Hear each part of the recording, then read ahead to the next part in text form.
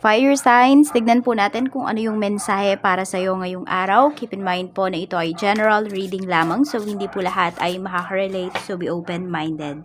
Sa mga hindi pa po nakasubscribe dito sa ating channel, please subscribe na po kayo and palike na din po ng ating video. At sa mga nais po mag-avail ng ating private readings, ng ating Evil Eye Amulet, ng ating QR's Bracelet, makikita nyo po yung link sa description box, Tarot Intentions by Aliana Reyes. Or pwede nyo rin po akong i-email sa ating email address. Nandyan din po yan sa description box.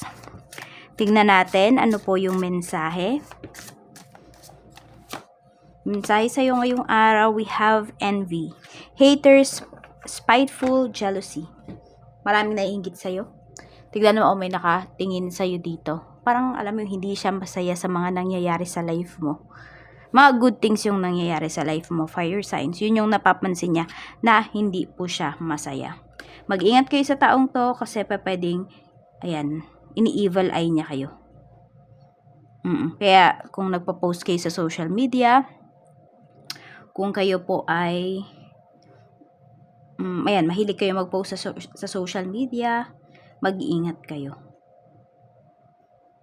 So, for some of you, pwedeng ito po ay malapit lang din sa inyo. Tapos, pwedeng mahilig siya sa red na, kung red lipstick or red na na cutics. Na nail polish. Mahilig siya sa white na damit. Ayan po yung pinapakita dito. So, nagpapanggap to na mabait, ganyan, na okay siya sa'yo, yung mga ganon. Pero yun pala naiinggit sa'yo. Maybe this person is copying you also. Ayan. So, tignan natin ano pa yung mensahe. So, mag-iingat ka sa mga tao na, yung mga nabanggit natin kanina dito na mga, yung dinescribe natin. Tignan natin ano pa yung mensahe. Ingat kayo sa mga tao na naiinggit po sa inyo. Mafe-feel mo naman yan, kaya wag mong baliwalain yung intuition mo. Tignan natin, ano pa yung mensahe para sa'yo. We have the Hierophant. So, ito nga, malapit lang to sa'yo. It's either kaibigan mo, ka-church mo, yung iba po sa inyo, or, family members. Pwede rin. May mga worries kayo dito. Parang lagi nyo tong nakakasama eh. Parang sabihin natin, routine, or cycle, routine, tama, ganun lang din yan. Lagi mo nakakasama yung taong to, pwedeng once a week, ganyan. Basta may pattern kasi na pinapakita dito. So, pwedeng hindi mo to agad-agad maiiwasan, kung sino man tong naiinggit sa'yo. Tignan po natin, ano pa yung mensahe para sa'yo ngayong araw. Mayroon tayo ditong 3 of Swords. Yung iba nalulungkot kayo kung malalaman nyo kung sino yan. Kasi pwede pong sobrang faithful kayo dun sa tao na yon. We have 5 of Cups. Meron ba ditong nakunan? Ayan po. Hindi ko alam kung nakunan. Or basta miscarriage yung pinapakita dito. Or, yan. May nagsisisi. Okay, so yung iba po sa inyo, pwedeng yun nga, nagkaroon kayo ng miscarriage, or sabihin natin nawalan kayo ng anak, so pwedeng naiinggit kayo dun sa mga tao na, yun nga, na kumpleto yung pamilya, or kasama nila yung anak nila, or the other way around. Okay? Sa inyo po naiinggit kasi, yun, buo yung family po ninyo. So parang may sama ng loob yung taong to. Malakas yung energy niya. Yun yung lumalabas dito. Mukhang malapit to sa inyo. Tignan natin.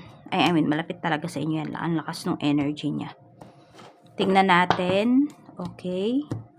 Some of you naman po, nasa third party situation po ba kayo? Check natin. At pwedeng kayo yung pinapaboran nung person. Pagdating sa family, we have Queen of Wands. Meron tayo ditong 4 of Cups. So, medyo may naiinip. Ayan po, naiinip yung iba sa inyo dito. Pwedeng may mga, sa family members to, pwedeng merong mga inaayos. Ayan, could be, ito man po ay, sabihin natin isang occasion, may inaayos dito yung isang family member mo, naiinip kayo kasi pwedeng ang tagal mag-decide nung tao na yon, or napakabusisi po niya pagdating sa mga ganyan. So, may naiinip. Yan, sa family members. We have Queen of Pentacles. Pwede rin meron ditong usapan pagdating sa pera. Ayan po. Or pagdating sa business. Or pwedeng pagdating sa pagtatrabaho. Pwede po na laging may nangangako sa inyo dito na, yes, magtatrabaho na ako, ganito, ganyan. Pero parang hanggang pangako na lang yung tao na yun. So, parang kayo na yung naiinip. Parang gusto nyo na nga siyang i-push na magtrabaho. So, pwedeng male figure yan sa buhay po ninyo. Pwedeng kapatid mo yan. Pwede rin naman na anak mo yan. Pwede rin naman na, pwedeng male figure, pwedeng female figure. Tignan po natin pagdating naman po sa yung mga kaibigan. So, we have 4 of Wands. Meron tayo ditong 10 of Swords. Tignan mo. Sabi ko sa'yo, mga heartbroken kayo kasi itong kaibigan mo na to, siya nga yung naiinggit sa'yo. Yan. 4 of Wands. Tignan mo, tinatridor ka. So, mukhang alam mo na talaga kung sino yan at pwedeng simula pa lang nung una is meron ka na talagang nafe-feel towards that person na nakikita mo talaga na red flag siya. Hindi mo lang pinapansin. Kasi nga, mas matimbang yung nararamdaman mo na pagmamahal as a friend towards this person. Tignan natin, pagdating naman po sa iyong kaperahan, so we have 6 of Wands. So, wag na kayong magsisi, wag na kayong manghinayang dun sa mga pera po na nagastos po ninyo kamakailan. Kasi di na yun babalik. Or kung bumalik man yun, sa ibang paraan na. Pero kung magpo-focus kayo dun sa lungkot na nararamdaman po ninyo, dahil dun sa nawalang pera, hindi talaga kayo makamove forward. 7 of Pentacles, i-heal mo na lang daw kung saan ba. Diba? Saan ba yung pagkukulang mo? Huwag mo na lang uulitin. Yun yung sinasabi sa'yo dito. Tapos, mas maganda rin kung mga long term po yung investments ninyo. Yan, The Magician. Makakabawi pa po yung iba sa inyo pagdating sa kung meron man talagang mga pera dito na nawala po sa inyo. So, iwasan nyo lang din na malungkot at iwasan ninyo na sabihin na wala kayong pera kasi namamanifest nyo po. Ayan, no? We have The Magician. Tingnan natin. So, pwede rin pala yung iba sa inyo kung may mga sinalihan kayo dito na contest or kung ano man tong ano man to, basta parang palaro, ganyan. So, pwede po na kayo ay manalo at meron kayo ditong pera na maiuwi. Tingnan natin ano pa yung mensahe pagdating naman po sa mga mag-a-apply pa lang ng work. Yan, yung mga yung ito na, tignan nyo kung mag-a-apply ba kayo. Tignan natin, yung gusto mong i-pursue na work or na company, tignan natin kung matatanggap ka ba dyan. We have Justice. Yung iba po sa inyo, yes, matatanggap kayo. Kaya lang kasi, pwedeng marami kayong pinagpipilian. Madami sila na pagpipilian dito. So, hindi lang kayo. Pero mas malaki po yung chance ninyo. Ayan. Tingnan natin. Para naman po sa mga mag-a-apply pa lang ng visa. Ayan po. Kahit anong uri ito ng mga legal documents na i-apply nyo pa lang po. Tingnan natin.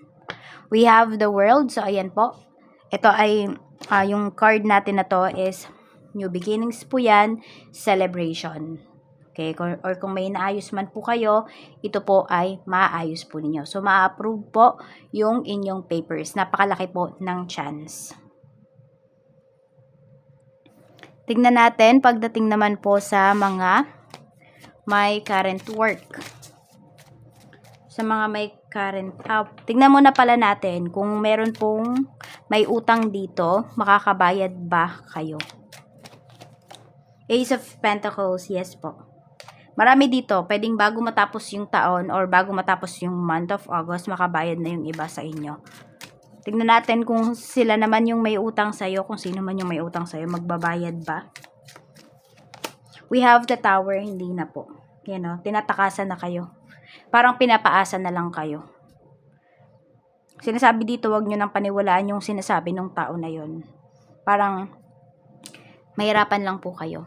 Yan o, pwede nga may makaaway pa kayo dito. Tignan po natin kung meron kayong binibenta na property.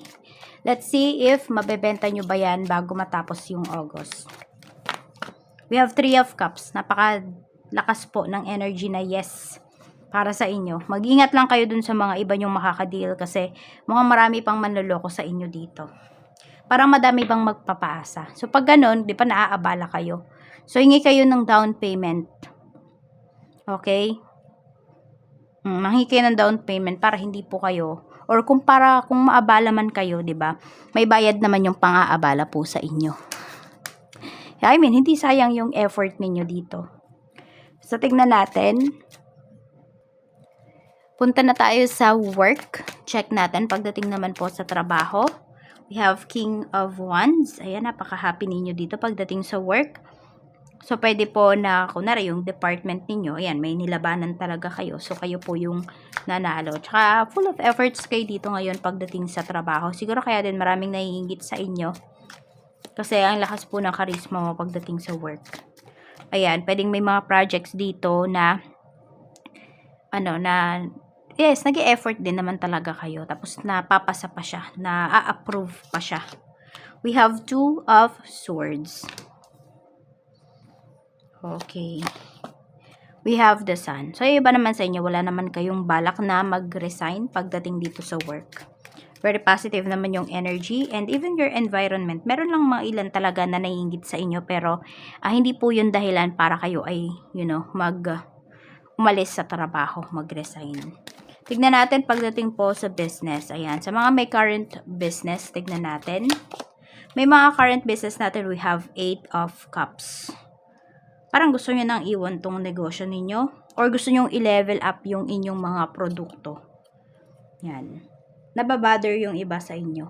Pwedeng nako-compare nyo yung inyong negosyo sa ibang kakompetensya po ninyo, which is okay lang naman, 'di ba? Lalo na kung nag-o-open yan ng doors para ma-improve nyo pa yung inyong business. So, yan yung pinapakita dito. Or pwedeng may i-grab kayo na bagong opportunity pagdating dito sa inyong business. Maganda yung pinapakita kasi pwede po na mag-grow pa talaga yung business po ninyo. Magpo-prosper pa to. So, kung ano man tong gusto nyong ituloy, simulan, gawin nyo na po. Sa sales, mataas din po yung sales ninyo ngayong araw. Hindi naman po yan papakabog. Oo. Ano pa rin yan? Tuloy-tuloy pa rin yan na mataas. Tignan naman po natin para sa mga single. Any gender na mga single natin.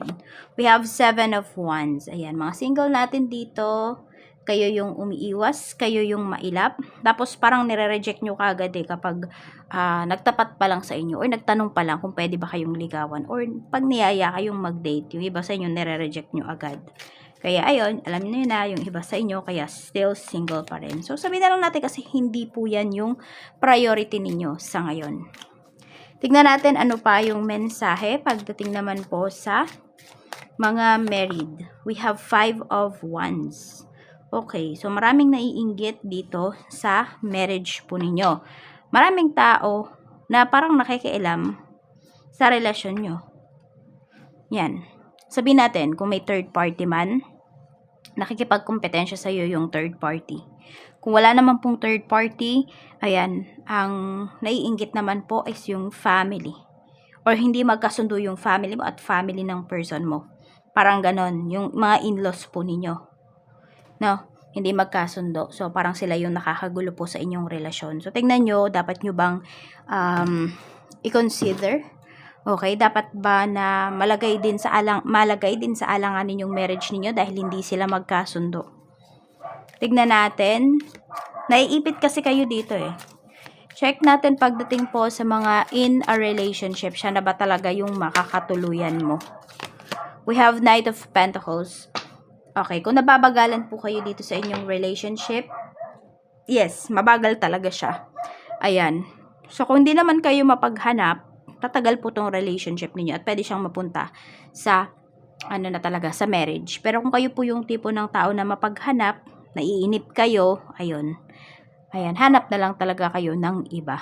Kasi pwedeng hindi siya yung para sa'yo. Lalo na ngayon kung may naiinip dito. Kasi mabagal yung person mo eh. Sabihin natin kung yung iba sa inyo, 10 years na kayo dyan sa relationship ninyo, di pa nag-o-offer sa inyo ng kasal. Or kayo mismo, 10 years na kayo sa relasyon, tapos di nyo pa ino-offer ng kasal yung person ninyo. Tanongin nyo yung sarili nyo, siya ba talaga yung nakikita ninyo sa future ninyo? Yun. Kasi yung iba po sa inyo, pwedeng hindi pa talaga kayo decided. So, wag nyo sayangin yung oras ng isa't isa. Kung wala naman po kayong plano at hindi siya yung nakikita ninyo, o hindi yung isa't isa yung nakikita nyo sa future. Yan lamang po. Maraming salamat. Mag-iingat po kayo always and more blessings to come.